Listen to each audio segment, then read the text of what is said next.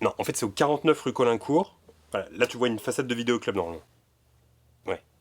Mais là, tu entres. Ouais. Et là, tu peux raccrocher, en fait, parce que t'es devant moi, du coup. Ok. Eh, je t'ai déjà présenté mon pote Claude. Non. Eh, ce mec, c'est un génie. Hashtag génie. Arrête. Mais attends, mais faut pas avoir peur de le dire. Et quand tu fréquentes un génie, faut en être fier. Attends, quand tu dis génie, tu bosses à la NASA, tu fais de la physique, tu fais un truc comme ça? Non, pas du tout. Moi, je suis au chômage. Mais je suis sur un gros projet en ce moment. Un business de piscine. En Alaska. Parce que j'ai remarqué là-bas, il n'y a pas de piscine. Personne n'a de piscine. Génie. Mais attends, en Alaska, il fait tout le temps froid, non? Je crois que c'est pour ça qu'il n'y a pas de piscine.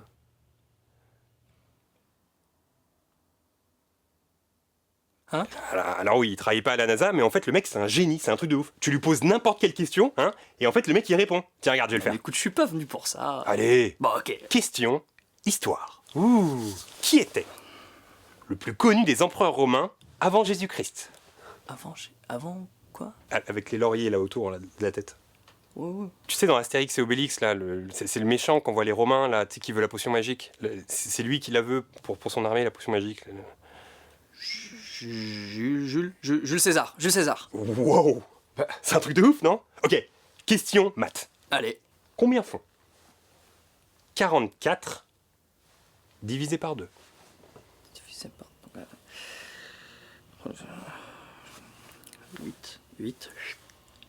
Oui.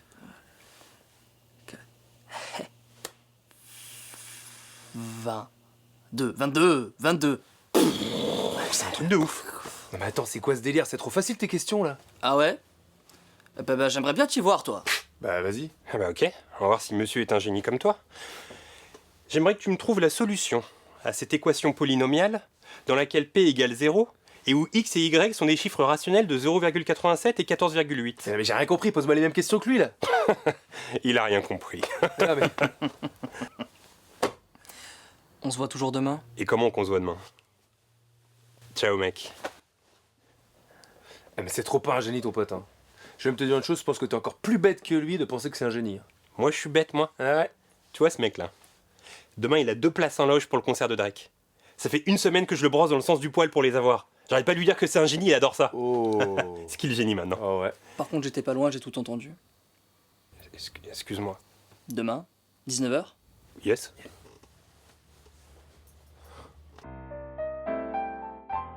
C'est marrant parce que le mec qui a créé la série, Linwood Boomer, bah, tu sais c'est qui? Non. C'est tout simplement Adam Kendall, l'époux de Mary Ingalls dans La Petite Maison dans la Prairie. Ah oui. Et en fait, l'idée de Malcolm, il l'a eu grâce à un souvenir d'enfance. En fait, quand il était petit, sa mère, elle avait l'habitude de raser son père entièrement à poil dans la cuisine. Et cette scène, tu peux la retrouver dans le pilote de Malcolm. Le jour où Frankie Muniz a passé son audition, il était sûr de pas avoir eu le rôle. Il est sorti de la salle et il a fait ça comme ça à sa mère. Ah, c'est comme les mecs à l'époque qui sortaient d'un contrôle et qui disaient « Oh, je crois que les forêts !» Alors qu'en fait, ils avaient 18 au final. On connaît tous ces mecs-là. Non, on les connaît tous. Eh, quand t'as 12 ans, c'est trop la honte quand ta mère elle vient te chercher à l'école. Ouais. Alors que bon, calme-toi mec. Tu sais, t'as un cartable Avengers, t'as du Kiri dedans. C'est plutôt à elle d'avoir honte de traîner avec toi. Eh, le générique de Malcolm, il est pas trop cool franchement. Ouais, la chanson, elle reste grave en tête. Bah, la chanson elle reste en tête, mais les images se sont bien aussi. En fait, les images, c'est un mix entre plein de trucs qu'adorait le créateur quand il était petit, donc des films avec des monstres et tout, mais c'est aussi un mix entre plein de trucs qu'adorent Dewey, Reese et Malcolm. Donc en fait, on voit le catcheur Bret Hart, on voit le dessin animé Nazca et plein d'autres trucs. Même à la fin, il y a un arbitre qui se prend une droite aussi. Ouais, ça c'était un match de boxe entre Pedro Cardenas et Willie DeWitt en 82. C'est marrant parce que toutes les mères au monde, elles disent mon fils c'est le plus beau, mon fils c'est le plus gentil et tout. Et si on suit ce raisonnement, on devrait vivre dans un monde sans guerre et avec des beaux gosses partout. Tu te souviens de l'épisode où Hal est recouvert d'abeilles? Ouais. Mais en fait, cette scène elle m'a toujours fasciné, je me suis toujours demandé s'ils avaient triché ou pas. Du coup, je me suis renseigné, et en fait, pas du tout. Il a vraiment eu 10 000 abeilles sur lui, et il s'est fait juste piquer une fois. T'es cap ou pas? Jamais de la vie. Eh, t'as remarqué, il y a des trucs qui t'arrivent tout le temps quand t'es un enfant, et qui t'arrivent plus quand t'es un adulte. Par exemple, avoir des croûtes au niveau du genou, c'est terminé ça. Ah ouais. Ou alors se faire piquer par les orties, c'est fini ça. Ou quand tu mets tes crottes de nez dans ton sandwich après que tu le manges, tu sais. Quand tu es petit. T'as pas fait ça toi? Mais quel genre d'enfance t'as eu toi? Eh, la dernière fois, j'ai appris un truc trop cool. Dans Malcolm, lors d'un épisode, il y a Jason Alexander, Costanza dans Seinfeld. Ouais. Et ben dans cet épisode, il fume des cigarettes de la marque Morley. Et alors? Mais ça existe pas, t'as déjà vu des Morlaix dans un bureau de tabac? Non. Bah non, parce que ça existe pas, c'est une marque exprès créée pour les films et les séries. Tu peux les voir dans Walking Dead, Prison Break, Urgence, Beverly Hills, Twin Peaks, et surtout dans X-Files, parce que c'est la marque préférée de l'homme à la cigarette. Trop bien. Je crois que mon épisode préféré de Malcolm, c'est celui où Lois imagine qu'elle a 3 filles hyper gentilles au lieu d'avoir 3 garçons turbulents. En fait, la conception de cet épisode, elle est folle. En gros, la meuf qui s'occupe des costumes, elle s'est ramenée sur le tournage avec sa petite nièce de 11 ans, d'accord, afin de lui montrer comment ça se passait sur un tournage, etc. Quand l'épisode se termine, le créateur de la série va voir la petite pour lui dire bonjour, et la petite, elle lui répond ce serait trop bien un épisode où Lois, elle imagine qu'elle a 3 petites filles au lieu de 3 garçons. Ouais. Et là, le créateur, il se dit mais c'est trop marrant comme idée. Du coup, ils ont acheté l'idée à la petite, et quand elle a eu 18 ans, bah, elle a pu toucher la thune. C'est quoi le nom de famille de Malcolm? Facile, c'est Malcolm. Attends. Je t'arrête tout de suite, c'est pas facile. Non mais je t'arrête tout de suite, parce que personne connaît le nom de famille de Malcolm. En fait, les scénaristes, ils ont fait en sorte qu'on connaisse jamais leur nom de famille. Et dans le dernier épisode, on voit un gros plan sur le badge de Francis, et il y a marqué Francis, no last name. Oh. Tu vois la maison de la famille? Ouais. Bah en fait, c'était une maison qui était située dans un petit quartier de Los Angeles, et il a loué $4000 la journée pour pouvoir tourner les scènes d'extérieur. Ok. Mais si t'es un fan et que tu veux te prendre en photo devant, bah tu peux pas parce que la maison entre-temps elle a été détruite. Pourquoi? Bah en fait, c'est un mec qui a racheté les terres et qui a détruit la maison et qu'on a construit une autre par-dessus.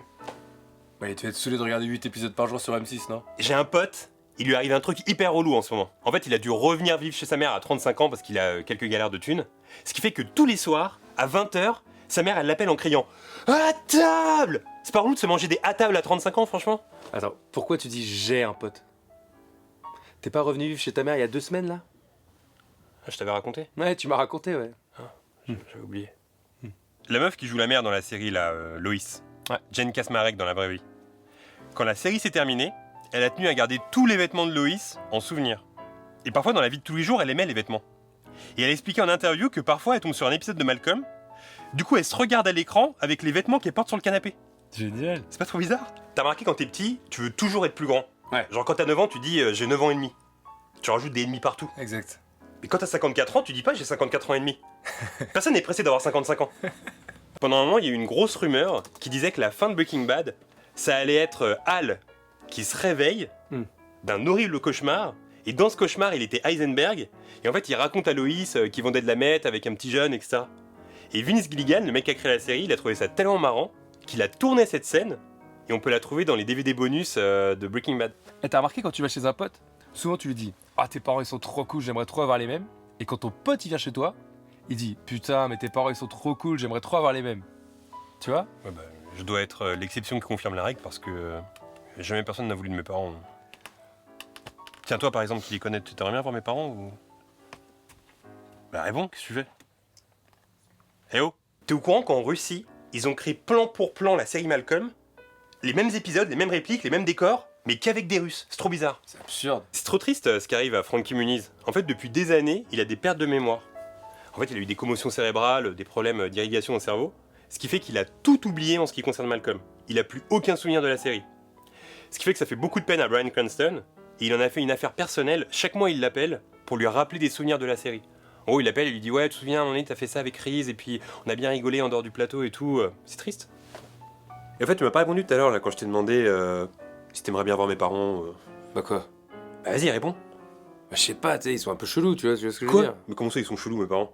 Bah ouais, ils sont un peu bizarres quoi. Mais parce que tu crois que les tiens ils sont pas bizarres? Bah par exemple. Mais je sais pas, quand ils t'emmènent voir des expos trop bien là, ou quand vous allez dans des restos 4 étoiles et tout, là, c'est pas chelou ça de faire ça?